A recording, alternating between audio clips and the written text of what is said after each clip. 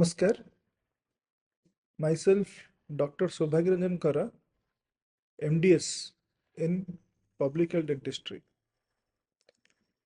ମୁଁ ଆପଣଙ୍କୁ କିଛିଟା ଟିପ୍ସ ଦେବାକୁ ଚାହୁଁଛି ଦାନ୍ତ ବିଷୟରେ। ଆଗକୁ ଆମେ କଥା ହେଇଛୁ ଯେ କେମିତି ଦାନ୍ତର ଯତ୍ନ ନିଆଯାଏ, ଦାନ୍ତ ରୋପଣ କେମିତି କରାଯାଏ, କିନ୍ତୁ ଏଇ ଟକ୍ରେ ମୁଁ ଆପଣଙ୍କୁ ଦାନ୍ତର କେୟାର ବିଷୟରେ କହିବି ସର୍ଟ ଆଉ କ୍ରିସ୍ପ ୱେରେ।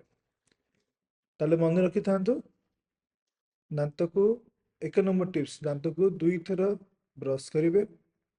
2 ନମ୍ବରରେ ଦାନ୍ତ ସନ୍ଧିକୁ କ୍ଲିନ୍ କରିବେ ଫ୍ଲସ୍ ମାଧ୍ୟମରେ। 3 ନମ୍ବରରେ ଖାଇଲା ପରେ କୁଳୁ କରିବେ। 4 ନମ୍ବରରେ ସୁଖାଦ୍ୟ ଖାଇବେ, କୌଣସି ତେଲ କି ଡିପ୍ ଫ୍ରାଏ କି ଖାଦ୍ୟକୁ ଆଭଏଡ୍ କରିବେ।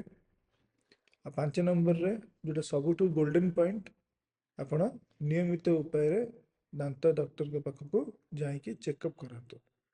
ପ୍ରତି 6 ମାସକୁ ଥରେ ଦାନ୍ତ ଚେକଅପ୍ କରାଇଲେ ଆପଣ ଦାନ୍ତର ଯେଉଁ ଲୁଚା ରୋଗ ଅଛି ତାହା ଡକ୍ଟରମାନେ अर्ली डायग्नोसिस और प्रॉम्प्ट प्रिवेंशन और रेफरल କରିକିନି ଟ୍ରିଟମେଣ୍ଟ କରିପାରିବେ।